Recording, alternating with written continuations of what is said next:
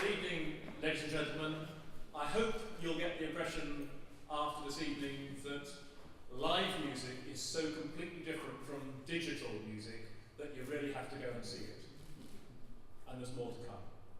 There's a few thanks for me to give, first of all, as much as anybody, to you good folk who have turned out this evening to be here. 3 weeks ago we had 24 people. It's fantastic to see the hall filled in the way that it should be.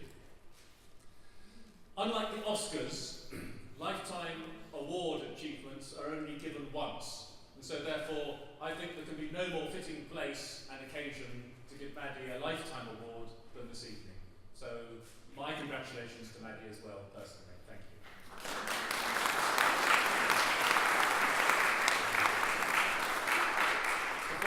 Before I come on to explaining a little bit more about the North Cumbria Creative Arts, I'd just like to make a few thanks, if I may, because these sorts of evenings don't happen without a lot of support from behind. Of course, Philip Howard, by offering us this hall, it's a huge bonus.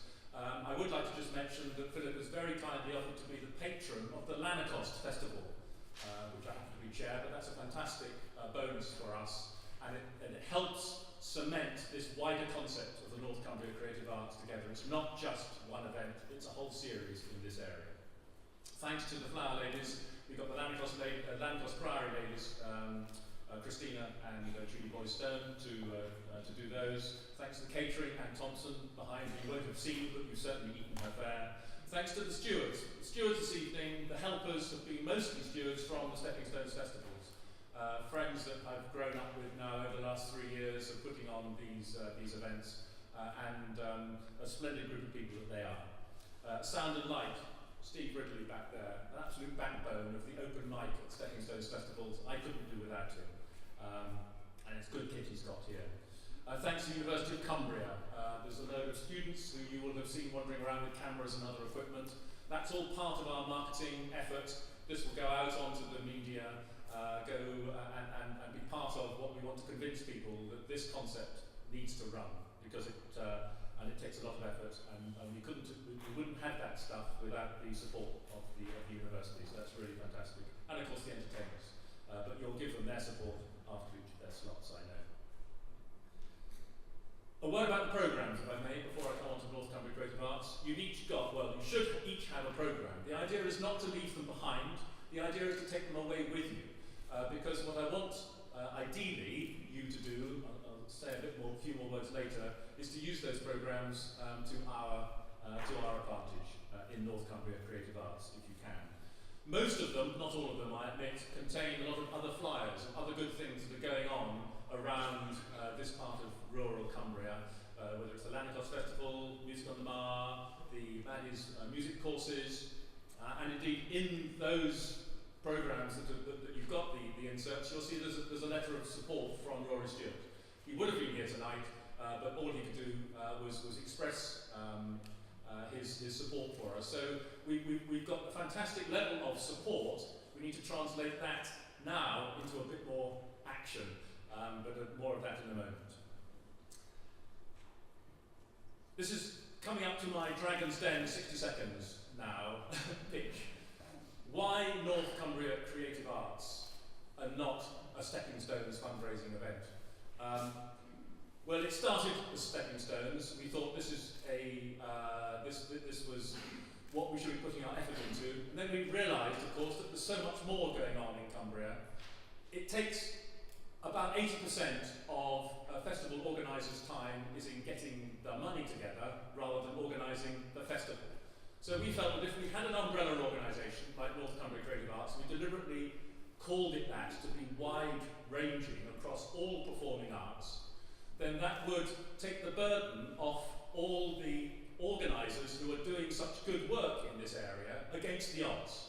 Festivals don't wash their hands. They don't actually make money without some support from others. And we are in a series of parallel activities desperately trying to raise that money to keep these festivals alive, because a thriving arts community means that it's a community that is going to be attractive to investors in the future, and it's also part of what being a community is all about. We're trying to do our bit, but we can't do it alone, as you appreciate. there is so much local talent here. I'm not going to explain, but if any of you would like to be part of my Brampton Arts umbrella and know what's going on locally, then come and see me and get yourself on the list, because I'm constantly amazed every time I put a mailing out about how much is going on. We need to attract visitors to this area. This is the way to do it. This is the way to get new money coming into this very rural, deprived area, beautiful though it may be, and actually get the local economy going a bit. That's fundamentally what it's all about. And it's also linked in with Carlisle. Carlisle is more than just a city. They're trying to make Carlisle into a tourist destination. Well, let's help them in the rural parts as well. And we are linked in with the Carlisle festivals, as you'll see from the programme, to try and help in that wider respect.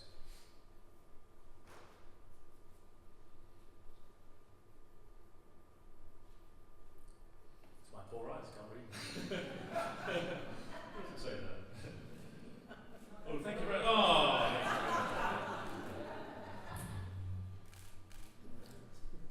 right. Okay, on to the last bit now, if I may.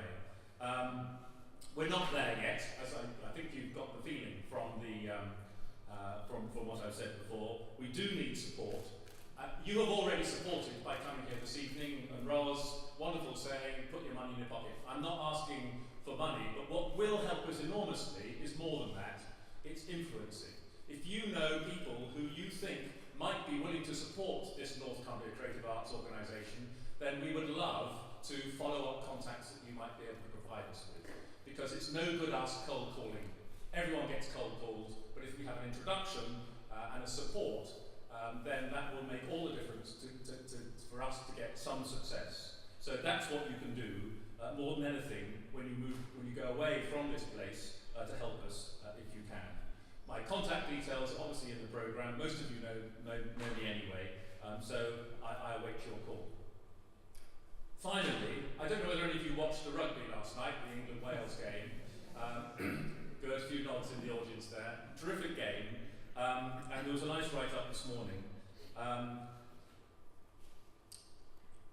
The end part of the write-up was a quote from the poet Seamus Heaney, who died earlier on this, or last year I suppose now. And it sort of summed up sort of where we are and what we have to overcome. And he said, even if the last move did not succeed, the inner command says, move again. So we're not going to be defeated by this. We will get there, but we just have to be determined to do so, and we are determined to do so. And with your support, we will